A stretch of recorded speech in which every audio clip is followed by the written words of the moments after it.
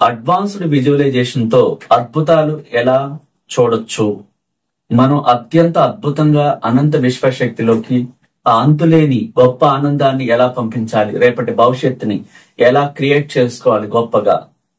ఒక తండ్రి తన కూతురి బాధని చూసి తట్టుకోలేక తన చేతును ఆ విశ్వంలోకి తీసుకోమని చెప్పి ఆమెను ఎలా నయం చేశాడు అనేక విషయాలు తెలుసుకుందాం.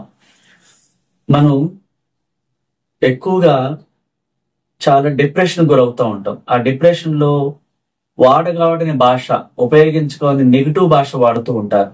అలా ఉపయోగించి ఆ తండ్రి తన కూతురు కోసం చేతులను పోగొట్టుకున్నాడు. ఇలాంటి విషయాలు మీరు ఉపయోగించకుండా మనం ఉపయోగించకుండా ఎలా మాట్లాడాలో తెలుసుకుందాం. మనం ఏప్రిల్ 13వ తారీఖు ఆదివారం సండే మన స్పెషల్ బిజినెస్ క్లాస్ కండక్ట్ చేస్తున్నాం. అంటే మనం ఎప్పుడు నార్మల్ జీవితాన్ని జీవిస్తూ ఉంటాం, చాలీ చాలని డబ్బుతో, చాలీ చాలని జీతాలతో, చిన్న చిన్న ఉద్యోగాలతో. ఇట్లాంటి కాకుండా మనం గొప్పగా ఎదగొచ్చు అంటే అవకాశాల విలువ మన దగ్గరికి ఎలా వస్తాయి, ఆ బిజినెస్ మైండ్ సెట్ ని ఎలా క్రియేట్ చేసుకోవాలి, చరిత్ర సృష్టించేలాగా ఈ ప్రపంచంలో మనం ఎదగటానికి అలాంటి అద్భుతమైనటువంటి క్రియేషన్ బుక్లు రాసుకోవటమే గాని, అడ్వాన్స్డ్ విజువలైజేషనే గాని రేపటి భవిష్యత్తుని మీ ఏరియాలో మీరుంటున్న ప్రాంతంలో మిగతా వాళ్ళందరికంట అత్యంత రిచ్ గా మీరు ఎలా ఎదగాలి, ఎవరి మీద డిపెండ్ అవ్వకుండా అలా విశ్వశక్తితో ఆ బిజినెస్ కు సంబంధించిన ఇన్వెస్ట్మెంట్ మన దగ్గరికి ఎలా వస్తుంది, ఎలాంటి బిజినెస్ చేస్తే గొప్పవాళ్ళుగా పేరు ప్రఖ్యాతులతో యూనిక్ గా చేస్తాం, ఆ విశ్వశక్తి ఆశీర్వాదాలు ఎలా పొందాలి, డబ్బులు ఎలా వస్తాయి, అసలు బిజినెస్ ఐడియాస్ ఏంటి, విశ్వ రహస్యాల ప్రకారం, విశ్వ నియమాల ప్రకారం అనేక విషయాలు తెలుసుకుందాం. అయితే మనకి ఇక్కడ అర్థం కావాల్సిన విషయం ఏంటంటే, మనం వాడిన భాష ఎందుకు వాడుతుంటారు, చాలా మంది డిప్రెషన్ లో ఉంటారు. ఇప్పుడు ఒక అమ్మాయి తండ్రి ఏం చేశాడు, ఆ అమ్మాయిని చాలా హాస్పిటల్కి తిప్పాడు, అనేక చోట్ల తిప్పినప్పుడు ఎక్కడ కూడా నయం కాలేదు. అంటే అతను అలసిపోయాడు అనమాట. ఇంకా తిరిగి అన్ని చోట్లకి తిరిగి తన మైండ్ అంతా డిప్రెషన్ లోకి వెళ్ళిపోయింది. కానీ కూతురు ఎలా అయినా బాగుపడాలి, ఏం చేయాలి అని విపరీతంగా డిప్రెషన్ లోకి వెళ్ళిపోయినప్పుడు ఆ డిప్రెషన్ లో కొన్ని మాటలు వాడకూడని వాడేస్తుంటారు. అతని చేతిని తీసుకోమని, ఆ అమ్మాయిని నయం చేయమని అంటూ ఉంటాడు. నాకేదన్నా జరిగి నా ఒక పార్ట్ అన్న తీసేసుకో, నువ్వు ఆయన నయం చేయని ఉపయోగిస్తుంటాడు అదే భాష. చివరికి ఏమైంది, తను ఒక బస్సులో వెళ్తుంటే ఒక చెయ్యి ఇలా బయట పెట్టి ఏదో చేస్తూ ఉంటే అది పోతుంది. అతని చెయ్యి పోయిన వెంటనే ఆ అమ్మాయి నయమవుతుంది. అంటే తను మాటలు అఫర్మేషన్స్ అవుతున్నాయి అనే సంగతి, ఈ ప్రపంచంలో వదిలిపెడుతున్న సంగతి తెలియదు. అట్లా కాకుండా అలాంటి డిప్రెషన్ లో మాటలు మాట్లాడకుండా, డిప్రెషన్ లోకి వెళ్లకుండా మనం ఒక కానుక ఇస్తామని చెప్పాలి. అంటే మనం దేవుడికి మొక్కుకుంటాం చూసారా, అట్లాగే ఏం చెప్పాలి, సో నా కూతురికి నయమైనందుకు నేను అనాథ పిల్లలకి, దిక్కులేని వాళ్ళకి ఆహారాన్ని దానం చేస్తాను గురువుల ద్వారా, అలా చెప్పాలి. అప్పుడు ఎవరికి ప్రాబ్లం ఉండదు, అమ్మాయికి ప్రాబ్లం ఉండదు, తనకి ప్రాబ్లం ఉండదు. చాలా మంది తెలియక ఆ డిప్రెషన్ లో ఇలాంటి మాటలు వాడి లైఫ్ ని పోగొట్టుకుంటూ ఉంటారు. అందుకే గురువు లేని విద్య గుడ్డిది అంటాం.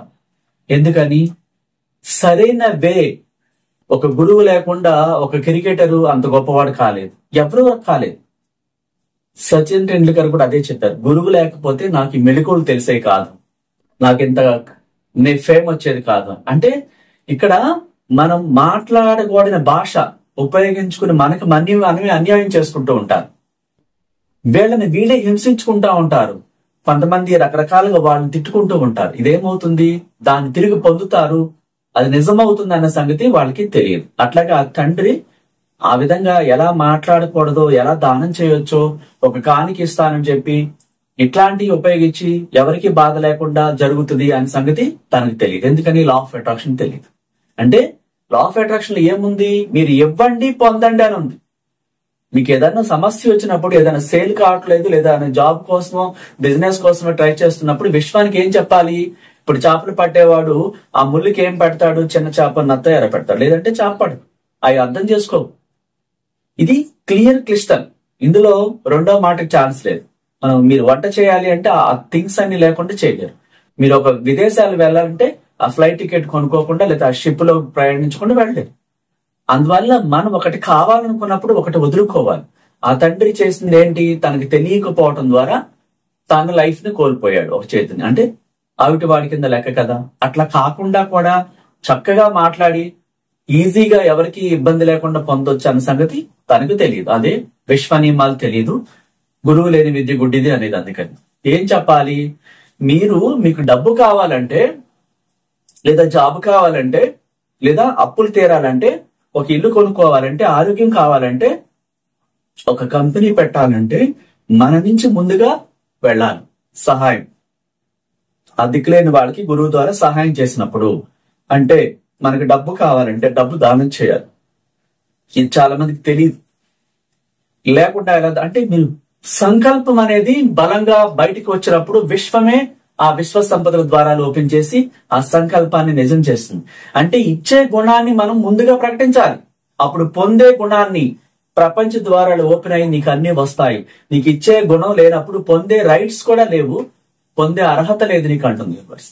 అంటే ఏదైనా ఇవ్వాలి అంటే, ఏదైనా కావాలి అంటే ఏదైనా ఇవ్వాలి, డబ్బు కావాలంటే డబ్బు దానం చేయాలి అని రాయబడి ఉంది. అంటే ఇక్కడ ఆ గొప్ప లైఫ్ ని మనం క్రియేట్ చేసుకోవాలంటే మన నుంచి ఏదైనా వెళ్ళాలి. మీరు బిజినెస్ పెట్టాలంటే ముందు పెట్టుబడి చూసుకుంటారు కదా. అట్లాగే ఒక పొలం రైతు పండించాలంటే ఆ పంటని ఫస్ట్ విత్తనాలు తీసుకొచ్చి వేస్తాడు. లేదంటే పంట నా దగ్గర పొలం ఉంది, 100 ఎకరాలు ఉంది అని అనుకుంటే సరిపోతుందా?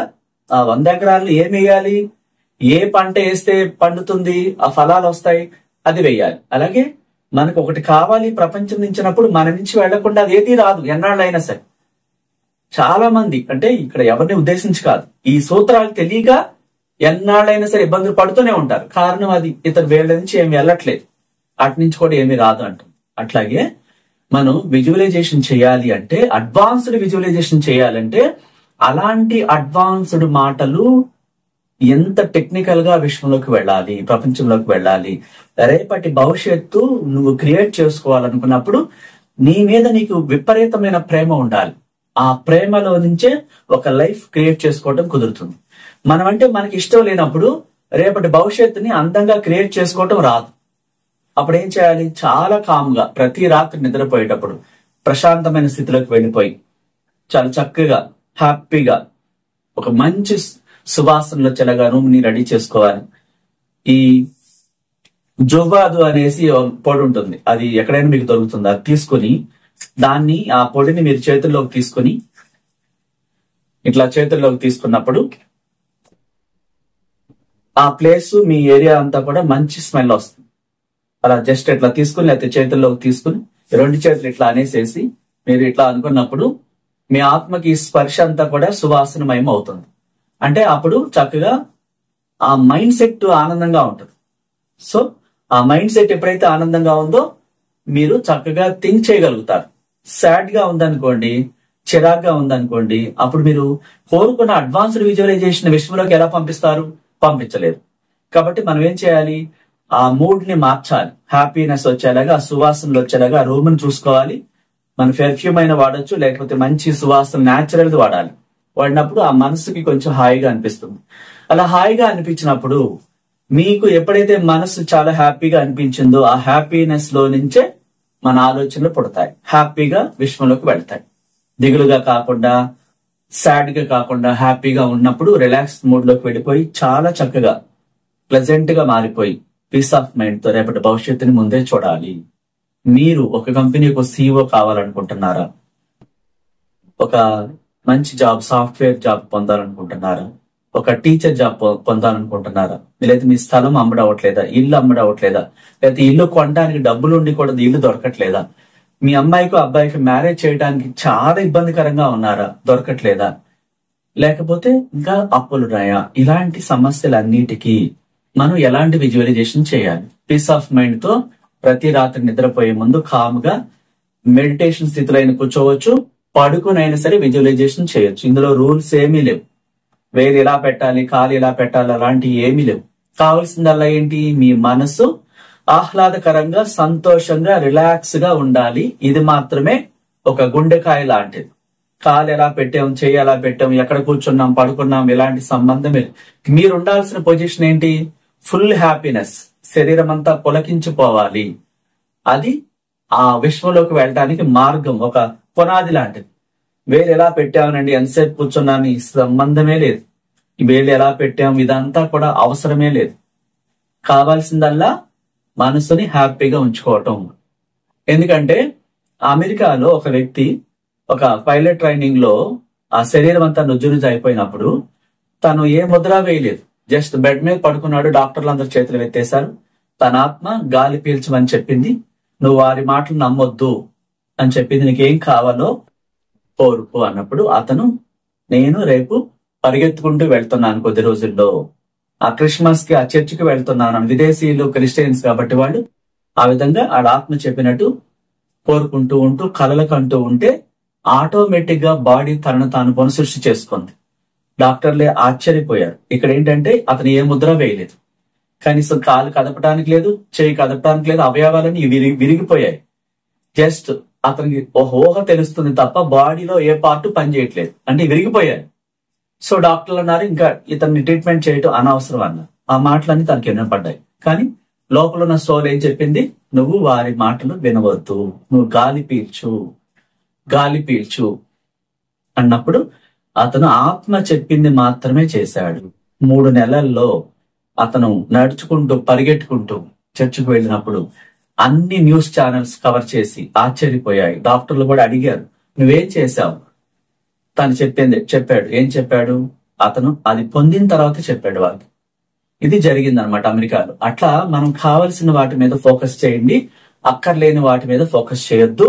మీ మనసుని చాలా హ్యాపీగా ఉంచుకోవాలి. చుట్టుపక్కల ఉన్నటువంటి ఇబ్బందికరమైన ఆలోచన మైండ్ లోకి రానికూడదు.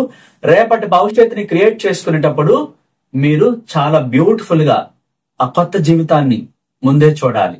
ఆ జాబ్ పొందినట్టుగా, ఆ అప్పు కట్టేసినట్టుగా, ఆ విజువలైజేషన్ లో మీరు యంగ్ గా, అట్రాక్టివ్ గా, సంపూర్ణ ఆరోగ్యంతో మీ శరీరం మారిపోయినట్టుగా, అలా మీ దైవశక్తి మిమ్మల్ని పునఃసృష్టి చేసినట్టుగా, అంతులేని సంపదలతో, డబ్బుతో ఈ ప్రపంచంలో మీరు చాలా గొప్పగా జీవిస్తున్నట్టుగా, ఇతరులకి సహాయం చేస్తున్నట్టుగా, వచ్చిన దాంట్లో 10% దానం చేస్తున్నట్టుగా, చాలా ఇష్టంతో, ప్రేమతో ఎంతసేపు చేస్తారో మీ ఇష్టం. మీకేం కావాలో వాటిని సృష్టించుకోవాలి. అదే రాత్రి నిద్రపోయేటప్పుడు ప్రతిరోజు మీరు క్రియేషన్ బుక్ లో రాసుకున్న దాన్ని మళ్ళీ చదివి విజువలైజేషన్ చేసుకోవాలి. ఇలాంటి ఫోకస్డ్ మైండ్ తో మీరు దూసుకుపోతే ఆ అడ్వాన్స్డ్ విజువలైజేషన్ మిమ్మల్ని అడ్వాన్స్డ్ గా ముందుకు తీసుకెళ్తుంది. మీరు కోరుకున్న ప్రతి కోరిక సులభంగా మేనిఫెస్ట్ అవుతుంది. నిద్ర పట్టేదాకా, అవసరమైతే తెల్లవారేదాకా, చీకట్లు పారిపోయేదాకా మీ కాన్సన్ట్రేషన్ ఆ భవిష్యత్తు మీదే ఉండాలి. ఆ ఏదైతే డ్రీమ్ ఉందో దాన్ని ఫుల్ఫిల్ చేసుకునే దాని మీద ధ్యాస పెట్టాలి. ఒక రకంగా ప్రాణం పెట్టేయాలి. మనకి ఏదైనా కావాలి అంటే దాని అంతు చూడాలి అంటారు చూసారా, ఆ స్వప్నమే కనిపిస్తూ ఉండాలి. అంటే ఆ గోల్ ఫోకస్, ఒక బాణం వదిలేటప్పుడు ఆ రౌండ్ గిరిలో ఇది ఎలా గుచ్చుకోవాలో అదే కనిపిస్తూ ఉండాలి. పక్కన వాళ్ళు ఎవరు తిట్టారు, విమర్శించారు, వాళ్ళు ఇట్లా అన్నారు, వీటి వెళ్ళిపోతుంది మన మైండ్. అక్కడ కట్ చేయాలి. ఫస్ట్ విమర్శల వైపు, ఎవరో ఏదో అన్నారన్న వైపు, వాటి వైపు మైండ్ ని వెళ్ళనీయకుండా కంట్రోల్ చేసి రేపటి భవిష్యత్తు మీదే దృష్టి పెట్టినప్పుడు, అందమైన కళలతో చెలరేగిపోయినప్పుడు ఆ భవిష్యత్తు కూడా మీ కళ్ళ ముందు మీరు కోరుకున్న ముగ్ధగా, అంత గొప్పగా, అంత సుందరంగా కనిపిస్తుంది. Thank you so much.